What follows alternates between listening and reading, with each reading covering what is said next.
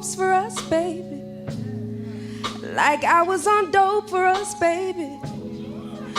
Chasing after a high that I never get back again. So we turned into 3 long years, and it became painfully clear that we would never see those days again. Oh, forever doesn't last too long. Forever doesn't last too long. Forever doesn't last too long these days. Hey, and I tried to believe that we could make it. Oh, it doesn't last too long these days. What do you do? What type of artist are you? I'm a vocalist. I guess I'm a soul artist. I can be a pop artist. I can be a gospel Christian artist. A lot of times it just depends on the song that you're singing. Okay. So, yeah. Now, do you feel a need to be one of those things? Or have you ever felt the need to be one of those things?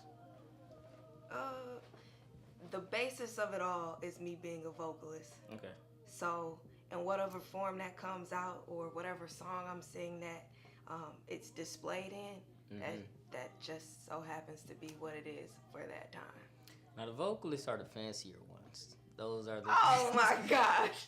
And who told you that? I mean, where did you get Brother Larry in the choir, he isn't a vocalist. He's just the only man tenor that we got. So... I mean, well, vocalist, singer. Okay.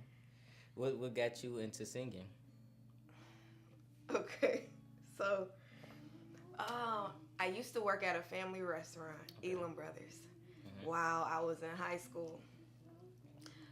An older cousin of mine, her name is Crystal, she was the singer.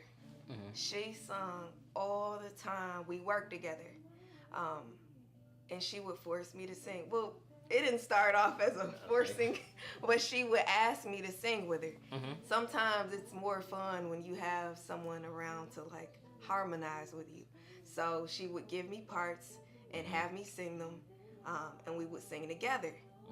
Eventually, with doing that and with like listening to music, I realized, I was like, oh, I can kind of do that. Like, I can do it just the way that they did it.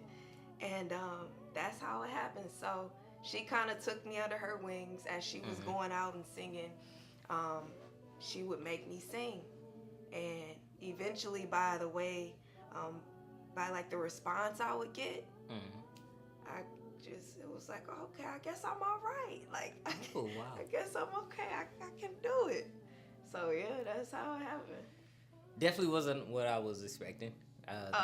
When I first heard you sing, I was like, this has to be the person who was like 3 years old, killing it during the Christmas holidays and stuff. This is just something you stumbled into. Yep. Okay. Yeah. So what was life looking like before you realized you could just body it as a vocalist?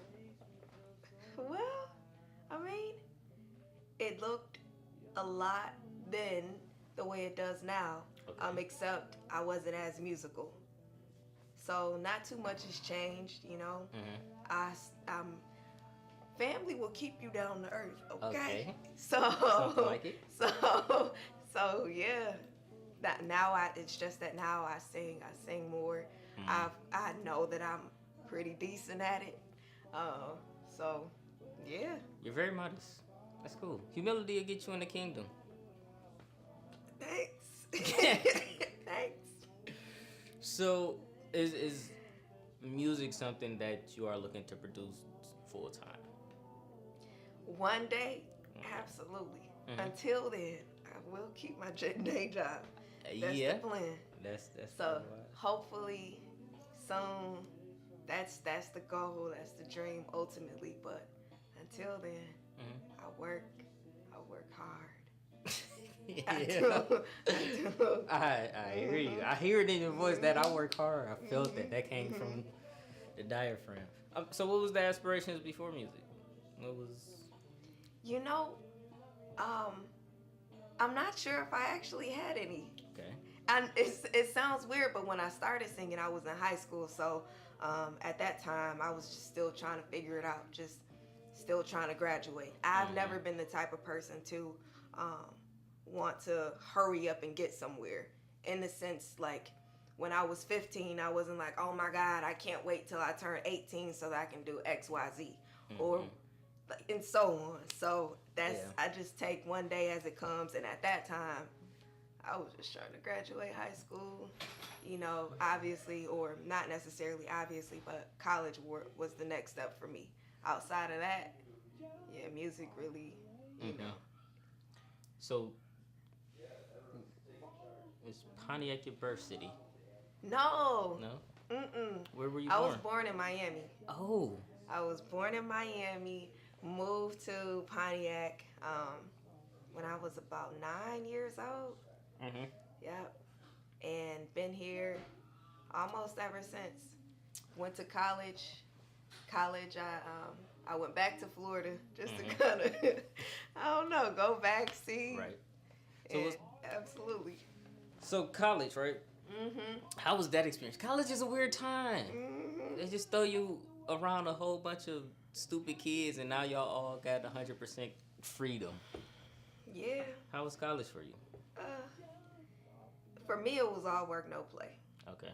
Because I made a move, and I was determined to go down there and to complete what I went down there for. Coming back without a degree was not an option for me. Okay. So, yeah, it was like you're broke. And it's a different kind of broke. It is. Like being broke, but your family is like an hour away. You know, you can still kind of, you can make it. Yeah. But being away from home, it's a rough time. It was a rough time. And when I graduated, I was on the first thing smoking back to Michigan. Oh, okay. Yeah, yep. What did you study? Finance. Okay. Finance with a minor in music. That's dope. I'm pretty sure there's a lot of conversations behind that. What made you pick finance? Well, at the time, I wanted to become like a financial advisor, consultant. But at the same time, with learning more and more about the music industry and being able to properly manage my affairs, I wanted to have like that knowledge of how to, so that I wouldn't make extremely poor decisions financially. Right. So that was the goal, as well as to along the way help other people out as well. Okay. So there is this very strong sense of determination for you. Where do you get that from? Well, from a lot of different places. Okay. My family is rough. We'll talk about you, you know. But my grandfather has always said to get off your stool and make it happen, to take advantage of time and opportunity. So using what you have and maximizing it and growing it has been a constant drive and determination coming from family for the most part. Okay. Yep. So very close-knit family. How many siblings? So I have 2 older brothers, 2 younger sisters, and then a bonus half brother. Okay. The bonus is always fun. Always. So you're a middle child. I am. Smack Me dab. as well. How's the middle child life? It's everything they say that it is. It's everything they say that it is. I have the weird dynamic of being the middle child with the oldest boy. So I have like all of the pressure of being the oldest boy and all the neglect of the middle child. Exactly. The same for me. I'm the oldest girl. I didn't grow up with my half brother or with my brother, my baby brother. So yeah, same thing. Oldest girl and the middle child. Yep. So Okay, so now you're in college. Music is a thing for you now. Mm-hmm. You're back in kind of home, but not home. Mm-hmm. How is life looking for you at this time? Hmm. I mean, I was in school, but that that time for me, um, that's where music became more of an outlet. Mm-hmm. So prior to me moving to Florida, it was something I did because I enjoyed doing it. Mm-hmm. But being down there and being back in school and away from family, it was something I did because I had no other like outlet or um, it was like an escape. Like I don't know how to describe it, but it was everything. It was what I needed for that time. Mm-hmm. Mhm. You know, um, well, what was so? In my experience, when I went to college, it was this time of like shattering so many lies that I grew up with. Okay. I don't know if you had a similar experience, and if so, what were some of those falsehoods that you had to like confront? Well, I guess the biggest thing um, was me conquering the doubt of graduating college. It wasn't easy for me. Mm-hmm. And before I moved to Florida, I actually started at a much larger school in Michigan and realized it was just not for me. And that's what, like, more or less caused me to leave and go to a much smaller school. But I wasn't sure if I could do it. So that was that shattering moment. Um, yeah. That's a very common like thing, Mhm. and a lot of people. First, college is trying, but a lot of people Mhm. find themselves like, man, maybe this isn't for me. Mhm. What advice would you give those people? Um, just to encourage them to see it through or not see it through. Well, you that's interesting Mm-hmm. because I'm one that believes that everyone doesn't necessarily have to go to college if they strongly believe that they want to go in a different direction. Mm-hmm. So maybe a trade, Mm-hmm. or maybe something more geared toward what they actually want to go into. But don't lose sight of what you're there for Mm-hmm. because I see so often where people are there, Mm-hmm. they take out a bunch of student loans as if it's free money, Mm-hmm. don't finish, and then it's like, well, what was that about? Like, what was it? There's You a know, race to get in debt. yeah, it's horrible, Mm-hmm. and I see it way too often. But um, yeah, you have to keep your eye focused on what you're actually there for. And if you decide that that's not what you want to do anymore, if you want to go in a different direction, don't waste that time. You don't get it back, and the Mm-hmm. money invested in it, a lot of times you have to pay it back. Yeah. Not unless obviously you get a bunch of scholarships and so on, but then that'll also look really bad if you had all of this money and Absolutely. yeah. But it It's happens. such a weird space. Like college is this time where every day you're reminded. Well, you're told, man, if you don't get it together now, Mhm. it's ruined. And like the conversation of college not being a necessity for some people, it's had way too late in the game. Like Yeah. every day, I was like, I don't know if I want to do this. Mhm. For me though, so I'm the only person in my family, period, in like 4 generations that finished school. So it was just like, That's awesome. it was like, no, I have to do it just so other people can feel like they can do Mhm. it. But if it wasn't for that, I was like, man, I'm about to, I'm about to go back and Mhm. sell loose leaf tea. So, coming out of college, right? You're back home. You've had this experience. What is your perspective on life now? What are kind of the directions that you wanted to go in after that experience? So, um,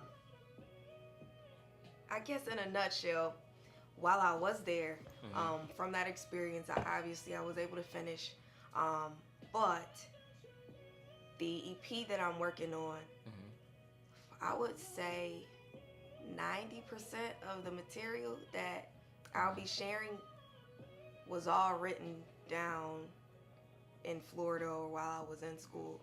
So that's one thing that I'm excited about that was able to happen there. I don't currently work in the finance space, but I still take a lot of those practices and that information, that knowledge, and I use it now. So, Man, I still haven't used my degree since I got it. It's just on the wall somewhere. Yikes. So 90% of this EP was written down there. Now, is it a reflection of the experiences you were having? Absolutely. Okay, so what are some of those? Well, it was tough. Going from not always being hopeful and having to remind myself to be and to keep faith, stupid relationships, friendships, all the way down to, again, like, the closing song for me is me remembering and acknowledging that although you may feel alone, with God, you're not, ever. But that's something that you constantly have to remind yourself of, because if you're in a tough place, I like to call it or refer to it as like my desert place. There could be more, however, that was one in particular where I really had to depend on God and just make it through. So, yeah, that's what you'll hear for sure.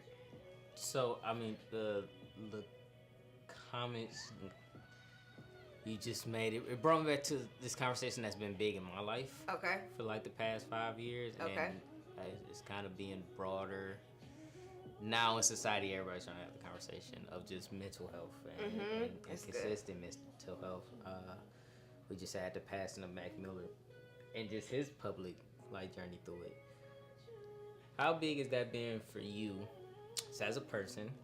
So, I always feel like it's hard for us because, one, black folks don't talk about it, and then the church doesn't really talk about mental health. But it's been this big conversation. So what has been your journey? Any advice that you have for people? Well, obviously mental illness is real. And I wouldn't necessarily say that the church doesn't talk about it, but the focus at times tends to be on something greater. But we see broken people, hurt people, depressed people, people that are dealing with all kinds of things that go to the church as a place of refuge and a place to be free, and so many other things. But I believe that one thing that we can do a better job at is like people who have overcome those kind of things to be okay with talking about it, because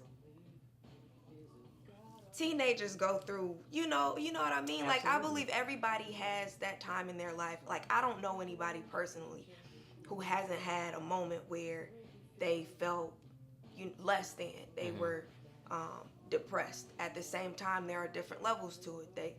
But during the adolescent stage, I mean,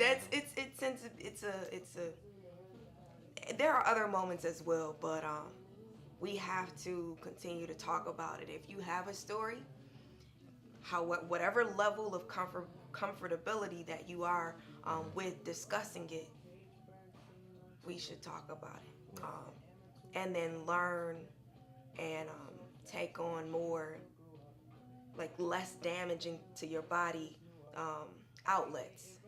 I think that's another thing that we do. We try to escape our hurts and pain instead of looking at it face to face and dealing with it and doing all that you can to move from it. But abusing your body is not the way. not in that regard to where it'll take you out. So, yeah. Yeah, that's an important conversation, especially with the teens.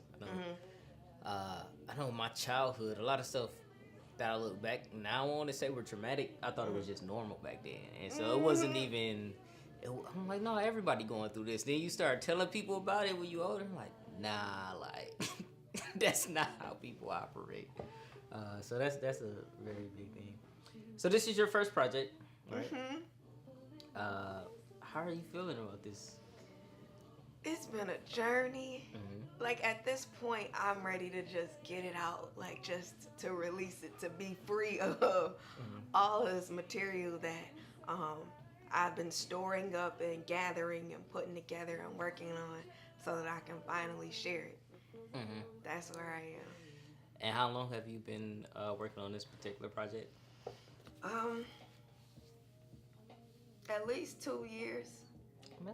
Maybe a little more. It's like a collective thing. So, some pieces are older than some others. Some are newer. But yeah, I've been holding on to it for far too long. Yeah, that's very common. When we did our first album, I think we was telling people it was coming for like 5 years, and just consistently like retooling it. But that's good. You know, life. I mean, we as people change, and creatives always want to create. So it's an EP. How much content should people expect? So, 5 songs, minimum. Okay. We haven't solidified how many more we may add. Add in. We have a couple wild cards that we may sprinkle in there. Okay. So at least 5 songs, maybe a couple more. We'll see. But yeah. And is there any plans for the follow-up? Some people do the EP into an album rollout, or is it just let's focus on the EP and see where it goes? Yes. We're gonna focus on that, see where it goes. I'm really looking forward to seeing how people receive it, what songs they enjoy, and then going from there. Okay. So we're living in an interesting time as far as music. Let's dive into some music fandom. As far as the vocalists go, right, there is this interesting kind of reemergence of just very talented vocalists, especially in the R&B and like neo soul space, and also the complete opposite of people who can't sing a lick. And what is your current take on just how music is sounding now? Well, I believe we're like coming into a place where we're becoming more and more open with music that's less radio friendly, but doing that based off of what the people are enjoying. So 5-10 years ago, your Her of the world and your Daniel Caesar of the world, I don't see them getting that much radio play. But because the people are realizing the grassroots indie, the SoundCloud music that's coming out, the EPs from just people just wanting to share music, people gravitating to that music, it's like radio is starting to listen, because that's what the people want. Not that it's necessarily radio friendly, or what at times seems like the way that things are moving. You have no other reason, or you just have to accept it and play it as well. Yeah, I mean, and radio is a dying medium, sadly enough, and everyone just streams all of the music. But it is just the Daniel Caesars, the Leon Bridges of the world. They all just popped up and said like, "Nah, we here." Yep. So what are you listening to nowadays? Robert Glasper. Okay. Robert Glasper, Daniel Caesar. I adore her. But mainly Robert Glasper. When is her gonna take the glasses off? Like, when is she gonna realize everyone knows it? Like, we know it's you, Gabby. So I have a rapid series of questions. Okay. Some are very random. Okay. So you just got to give me honest answers so we can know the heart of Ashlee. Okay. Okay. Better breakup album. The Miseducation of Lauryn Hill. Okay. Or what's the 411? I don't know what's the 411. Mary J's? Let's just go with Miseducation. Okay. Are you in support of Apple Orchard days? Absolutely. Absolutely. Question. Favorite 90s to early 2000 black film?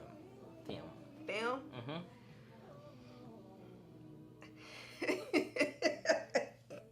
I don't want to say this movie because it seems so typical. Okay.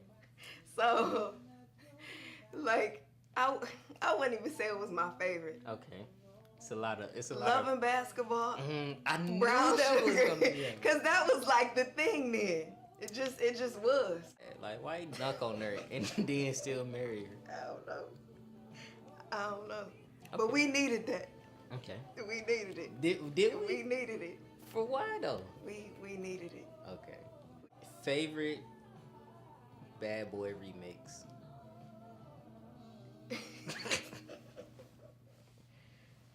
I'll be missing you. Oh, mine's is the 112 one. You know where they get to the end of the video, then they show up in a whole new outfit. Oh God. Oh God. We gotta find Slim in them, and we need some more 112. Yeah. Okay. Last question. Mhm. It's pretty random, but it's the most serious question. Mhm. Would you have survived the Thanos finger snap if you were in Infinity War? Yeah. Yep.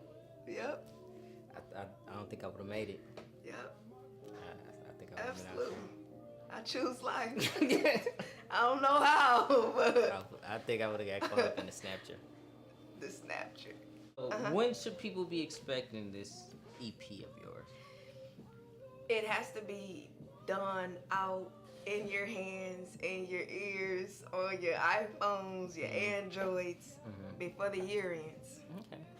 Absolutely. Absolutely, and I do want to encourage everyone to get them an iPhone before that happens. Like, they don't have to live the Android life.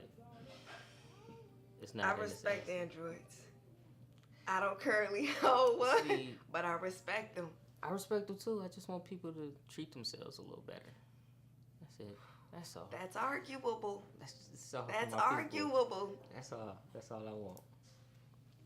The second thing is you will again be one of the artists at the annual Collective Verite showcase. Are you looking forward to it this year? I am. I am. I had such a great time last November, like unexpectedly. So it was so much fun. That's dope, man. Like creatively, I'm sure you guys had an overall pretty good time. It was fun. It was fun and so many emotional extremes. Oh God! But it was amazing. Oh God! And you were a crowd favorite. Dude, it was amazing. It was dope. I was able to, like, really musically have that freedom. So I'm looking forward to doing it all over again this year. Okay. Yep. What should people look forward to you in November? A good time. Okay. Good music. Okay. Obviously, bomb poetry. Hopefully.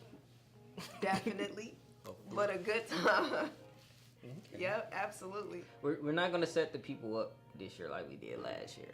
I feel like we set them up. I feel like we partied with everybody and was like, y'all ready to cry now? Like, so we're not gonna do that. We can cry on the front end and then We don't want y'all to party first and then cry. Maybe we'll try to reverse it. Yeah. So, other thing before we leave, so we'll talk about, me and Ashlee curated a playlist for you all. Every episode is gonna come with a playlist. So we're gonna talk about our artists and songs that we picked, Also, if you guys want to attend the November show, I'll put the link in the box. I would say like this on the screen, but I never get it to where it actually shows up on the screen, so I'm just gonna put it in the description box. Okay. So we have our playlist. Let me pick up my phone so I actually remember my playlist. And we just tell you the songs that we picked and why did we pick them. I changed some of mine. Oh, did you? Yes.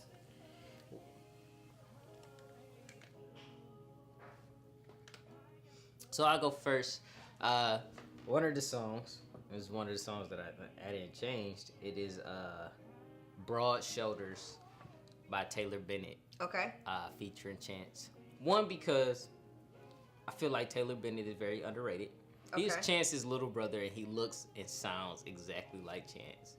And it's it can be tough. I know, man, and everyone loves Chance. I just need him to stop dressing like Super Mario. Let him dress like He's been dressing like Super Mario for 5 years. I love it. But it's just a song about them realizing that they're getting older. Mm-hmm. They're fathers now, and trying to balance being a father and feeling your age at the same time. So it's a really dope song. So that's my first song. Okay. What is your first song that you bring into the playlist? Find You, Robert Glasper. Okay. I listen to it all the time. Mm-hmm. I absolutely love the song. Love Robert Glasper.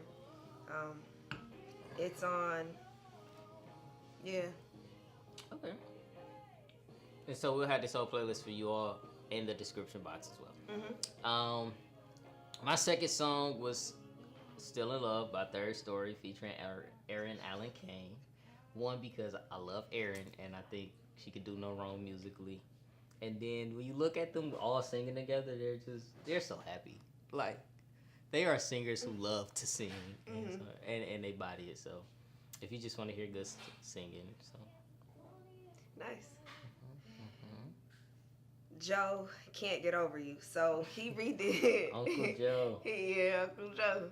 He redid Frankie Beverly and Maze's I Can't Get Over You. Mm-hmm. Love his rendition. So it's like a feel good, make you move a little bit. That was another pick of mine. Now, how talented of a dancer are you? Nah. No, not even a little ballroom. Just enough to get by. Just enough. Just enough. That's all you need sometimes. Hey, look. That's all you need. So, there are two things in my family that people are very aggressive about. Okay. Ballrooming Mm-hmm. and cards. So, growing up, I had no choice but to know those two things. All right, so my second one is from Mr. Leon Bridges. It is Beyond. Mm-hmm. His new album just came out last week. And Beyond is just a dope song. It is him talking about falling in love with this young lady, and she might just be the one for him. And the weather's getting cool. It's time for all the people in the world, it's time to almost fall in love with somebody. Until they ask you to take to that orchard, then you just gotta be like, I'm sick. Uh-oh. Yikes. Anyway, my next song, August Green, Practice. I actually heard a Tiny Desk with, it's a collective with Robert Glasper, Common, Kareem Riggins, and I think a few others. I've just recently started listening to the album, but that Tiny Desk session with them really inspired me, and I've been hip to this song. It's a dope song. Yeah. Tiny Desk is so amazing. I want to get there one day. Me too. And all of that collective that you just named, it seems like a lot of turtlenecks in their closets. Just a lot of turtlenecks and shea butter. My last song is Mally Music's Contradiction. I was just looking for new Mally. I'm like, man, I ain't heard from Mally in a minute. Contradictions is a pretty dope song. It features Janae Aiko. I have no idea what they're talking about in the song, because every time I listen to it, I never listen for the words. It's just the atmosphere of the song is pretty dope. And, yeah, I just feel like you just put it on while you cooking or something. It's a dope cook song. Hey, whatever floats your boat, you know? If that's what you're into, that's awesome. You gotta have barefoot music on when you're cooking. Well, good point. Great point. Great point. My last song is from an artist entitled Avishai Cohen. Oh, wow. I'm gonna choose another song Okay. for the playlist, but I absolutely love this artist. He's a jazz artist. It's an instrumental piece.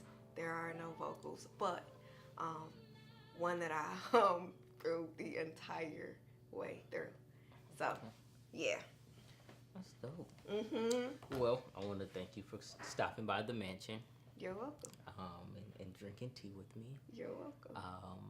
And so we will definitely have to have you back when the EP comes out so we can dissect this thing. Lovely. Yeah, and you know, that's it. So you can catch Ashlee where? On Instagram, Okay. Ash Moss N. Facebook, Ashlee Moss, Ashlee with 2 E's. Instagram, I'm sorry, Twitter. I'm not on Twitter as much, but if in these Twitter streets. Yeah, you're right. Ash Moss N as well on Twitter. Okay. I'm on Facebook as DeJuan Bland. On Instagram and Twitter as The Book of Juan. Yeah, again, come check us out in November. We'll leave a link for the show. We will keep you updated on the release of Ashlee's EP and have her come back to talk about it. All right, and that's all we have for today. Thank you. Oh, forever, it doesn't last too long. Forever doesn't last too long. Forever doesn't last too long these days. Oh, I tried, but trying don't work, so I'll just have to face that forever. It doesn't last too long these